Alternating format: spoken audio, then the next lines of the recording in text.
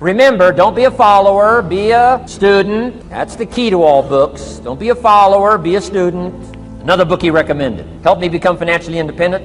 We're going to cover that before we finish this afternoon. The book was entitled The Richest Man in Babylon by George Clason, C-L-A-S-O-N. This little book, The Richest Man in Babylon, I use it as a textbook, teaching teenagers how to be rich by 40, living in America. 35 if you're extra bright, much sooner if you find a unique opportunity. I got rich by the time I was 31, didn't wait till 35, if you find a unique opportunity.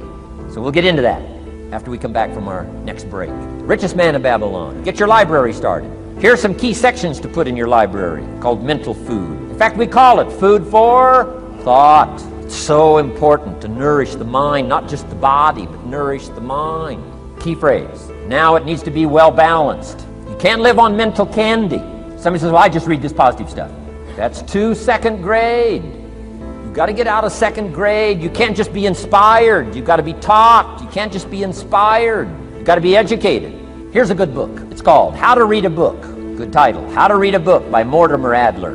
In this book, How to Read a Book, Mortimer, you know, is the chief editor of the new Encyclopedia Britannica. A good set of books, right, to have in your library. The Encyclopedia Britannica, chief editor, Mortimer Adler. He's in his 80s. He's still active, still writing books. I've got several of his books. The 6 Great Ideas. A lot of books, Mortimer Adler. But he wrote this book, How to Read a Book. Now in this book, How to Read a Book, not only does he give you some good suggestions on how to get the most out of a book. It's one thing to read it, it's another thing to get the best out of it. He'll give you some techniques on how to get the best out of a book. It's very good. But here's what's also in his book, How to Read a Book, a list of what he calls the best writings ever written. I've used it as a centerpiece for my library. So I'm just asking you, take a look. If it suits you, fine. If it doesn't suit you, hey, keep looking until you find something to suit you. But well balanced. Let me give you some of that balance. Number one, history. We've all got to have a sense of history. American history, national history, international history, family history, political history. We all need a sense of history. Shortest history lesson. Opportunity mixed with difficulty. No matter how far back you go, 1,000 years ago, 2,000 years ago, 3,000, 4,000 years ago, I'm telling you, it all reads the same. Once you understand the thread that it isn't going to change, then what's going to change for my life? Answer, looks like I'm going to have to change. History helps us to understand how it is, what there is to work with, seed, soil, sunshine, rain, and what human beings have done with it in the past, and how many of them have, like I did by age 25, they have messed up. That's what history's for. Be a good student of history. Here's a good book, Lessons of History by Durant. This little book is only 100 pages, but I'm telling you, it's so well written, you'll be intrigued, as I was. This little book, Lessons of History by Durant. Next is philosophy. Durant also wrote a good book on philosophy. The Story of Philosophy. It's got a good rundown of the key philosophers of the last several hundred years, what they taught and some of the lives they lived. You might find it a little difficult, but hey, you can't just read the easy stuff. Key phrase to add here in parentheses, don't just read the easy stuff. You won't grow, you won't change, you won't develop. Tackle the more difficult stuff. Next, novels. Novels are good. Sometimes an intriguing story keeps our attention so that the author can weave in the philosophy he or she is trying to get across. Ayn Rand was probably better at that than anybody else I could possibly think of. Atlas Shrugged, some of those towering novels. The novel kept us intrigued, but guess what she was doing all the time? Feeding us her philosophy, feeding us her philosophy. Now, whether you agreed with her philosophy or not, you had to admit she was really good at getting it out there, weaving it through the story, in the dialogue and in the speeches and in the text. Fabulous. Novels. Novels are good.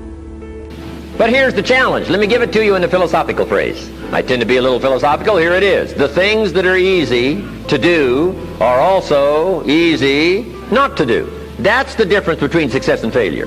So you've got the choice here today of one of two easies. Easy to or what? Easy not to. I can give you in one sentence how I got rich by the time I was 31. Here it is in one sentence. I did not neglect to do the easy things I could do every day for 6 years. Underline. I did not neglect. That's the key. I found something easy I could do that led to fortune, and I did not neglect to do it. Major reason for not having everything you want in America. Major reasons for not having more of what you want in America. More health, more money, more power, more influence, more everything. Major reason why you don't get it. Simple answer. Neglect. Neglect. And here's the problem with neglect. It starts as an infection. And if you don't take care of it, it becomes a disease. And here's what else is the problem. One neglect leads to another. Neglect to do wise things with your money, you'll probably neglect to do wise things with your time. Neglect to do wise things with your time, you'll probably neglect to do wise things with your business. One leads to another, leads to another. Pretty soon, neglect has you by the throat, emptying your purse, emptying your heart, emptying all of your chances for equities and power and all the good things. Neglect.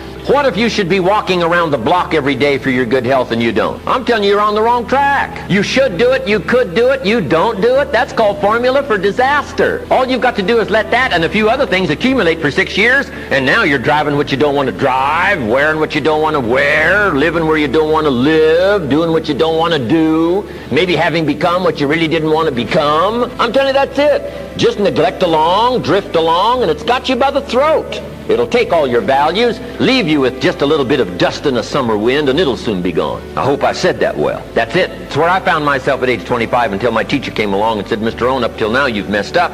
Let's see if we can't clean that up and change it all.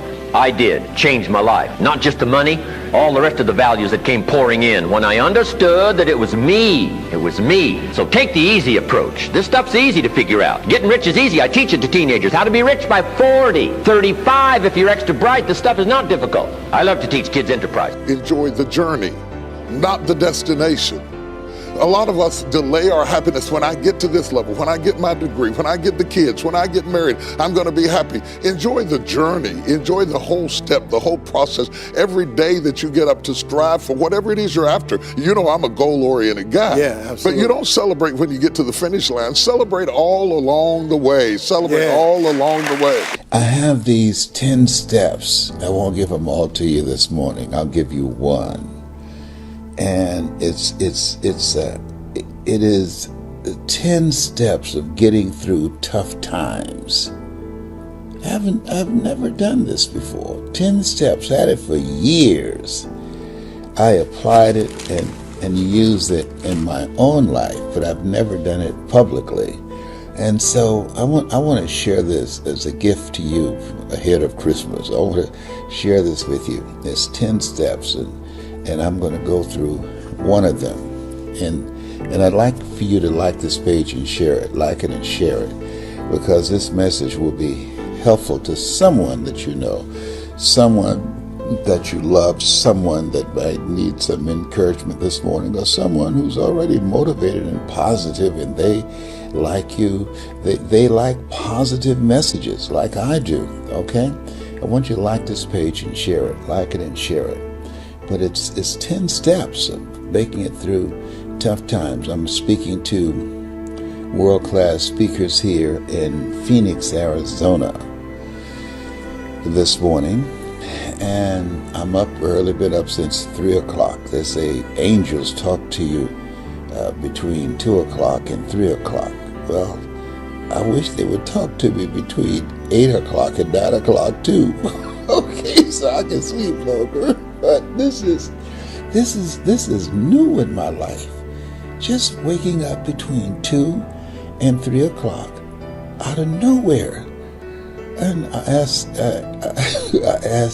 Celeste, simply Celeste, have you ever done that? She said, yes. I said, well, what is that about? She said, that's what old people do. Oh my God. Whenever you're having an experience that is deeply fulfilling, and you're not distracted by thought, you're not waiting for the next good thing to happen, you're not looking over the shoulder of the present moment to see what's coming, you're just totally with whatever it is, you're not then worrying about what it means. I mean, this is something you have to do something in order to find that question interesting, and the thing you're doing is less interesting than really being connected to the present moment. And if in the present moment if you're not lost in thought and you're truly just kind of surrendered to consciousness in the present moment, whether it's pleasant or unpleasant, you don't have to think of the grand design of your life. It's not the lack of it, it's not the best type. People say, well, hey, Tom Brady, 6th round draft pick, I mean, he's constantly trying to prove them that they picked the wrong guys. I know Tommy a little bit, and I can tell you, that motivates him, but if you think he's become the greatest football player of all time because he's trying to prove people from 20 years ago wrong about where he was drafted, you don't get elite performance. Tom Brady is where he is because he sets standards for himself and has massive goals and ambitions for himself, not to prove other people wrong.